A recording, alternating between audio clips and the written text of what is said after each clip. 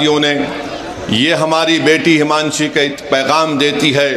हमारे देश में बसने वाले जो लोग हिंदू मुस्लिम का जहर फैला रहे हैं, वो कहती है कि मैंने अपने पति को खोया, मगर मैं नहीं चाहती कि मुसलमान और कश्मीरियों के ख़िलाफ़ नफ़रत के मज़ाहरे किए जाए। हम उम्मीद करते हैं कि भारत सरकार हमारी इस बेटी जिसने अपने पति को खोया है उसके इस अल्फाज को याद रखेगी और देश कभी उन लोगों को माफ़ नहीं करेगा जो ऐसे वक्त में बजाय हम मुत्तहिद होकर इन आतंकवादियों से और इन आतंकवाद को प्रमोट करने वाले देश से मुकाबला करें, जो हमारे मुल्क में इसका फ़ायदा उठाकर नफ़रत को फैलाना चाहते हैं। याद रखो, इस वक्त पर हमको नफ़रत नहीं, हमको अमन को और मोहब्बत को पैदा करना है ताकि हम देश को मजबूत रख सकें। और जो लोग नफ़रत और जहर फैला रहे हैं, याद रखो तुम एलईटी और पाकिस्तान के चेहरों पर मुस्कुराहट लेकर आ रहे हो। हम ये चाहते हैं कि इन जालिमों के चेहरों से मुस्कुराहट ख़त्म हो जाए। हम ये चाहते हैं कि जो लोग हमारे पड़ोस मुल्क में बैठकर हमारे बच्चियों को हम बेवा होते देख रहे हैं, हम ये चाहते हैं कि उनकी आंख में आंसू आए, वो रोएं, अपनी किस्मत पर रोएं।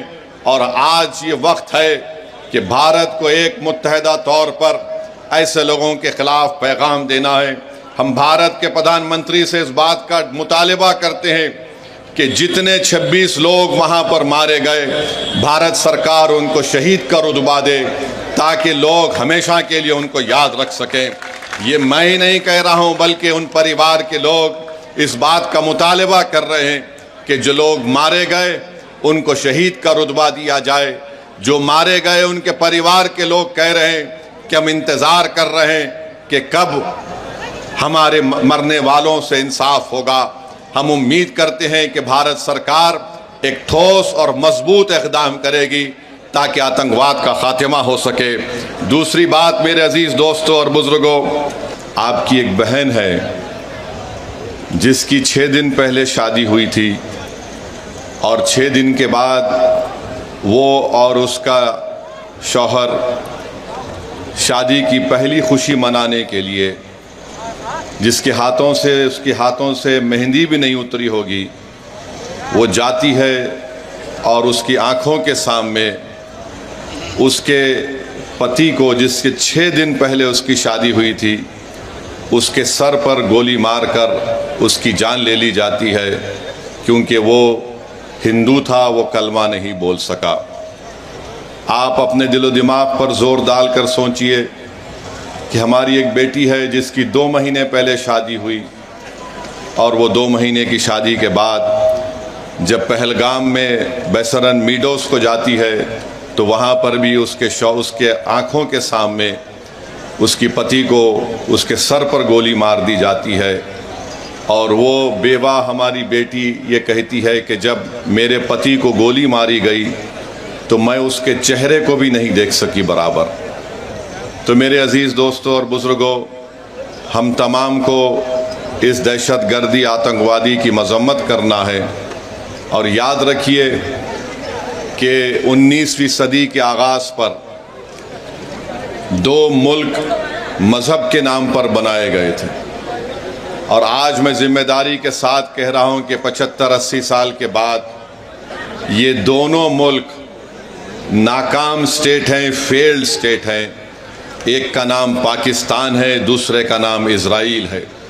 ये दोनों भी मज़हब की बुनियाद पर बनाए गए थे।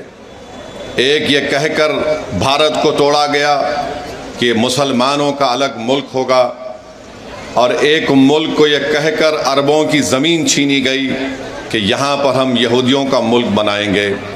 उन्होंने यहूदियों का मुल्क नहीं बनाया बल्कि ज़ायनिज़्म और ज़ायनिज़्म की आइडियोलॉजी को आगे बढ़ाने के लिए मुल्क बनाया।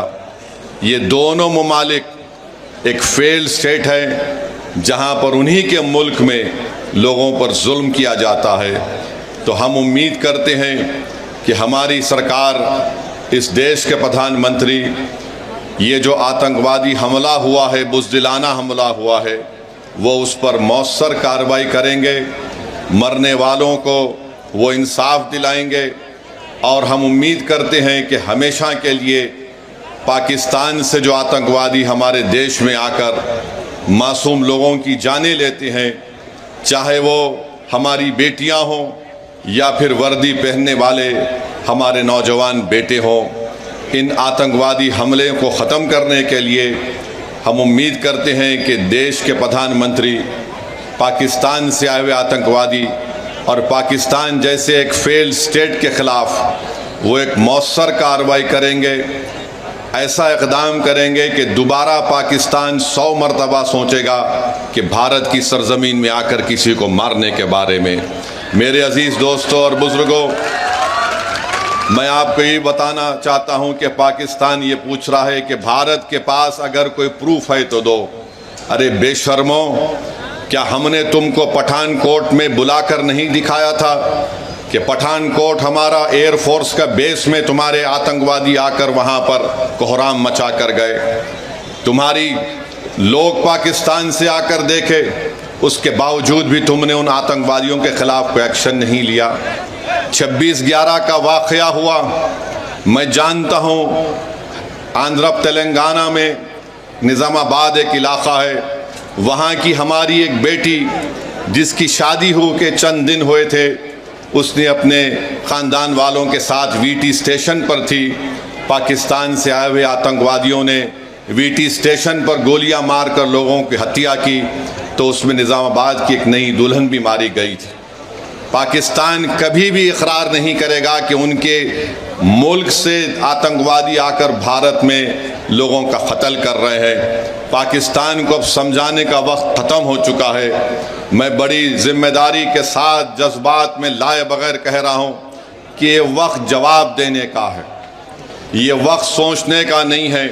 वरना याद रखिए, हर 6 महीने, हर 2 महीने के बाद ये आती हैं, या तो हमारी फ़ौज या हमारी CRPF के जवानों को या फिर मासूम कश्मीरियों को निशाना बनाते हैं।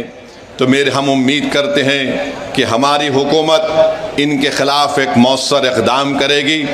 जितने भी इक़दामात, जितने फ़ैसले भारत सरकार ने लिए हैं, MIM पार्टी उसकी तायीद करती है। जैसे भी हो, पाकिस्तान को अगर कमज़ोर करने के लिए उनकी मईशत को, उनके इकानमी को कमज़ोर किया जा सकता है तो बराबर किया जाना चाहिए।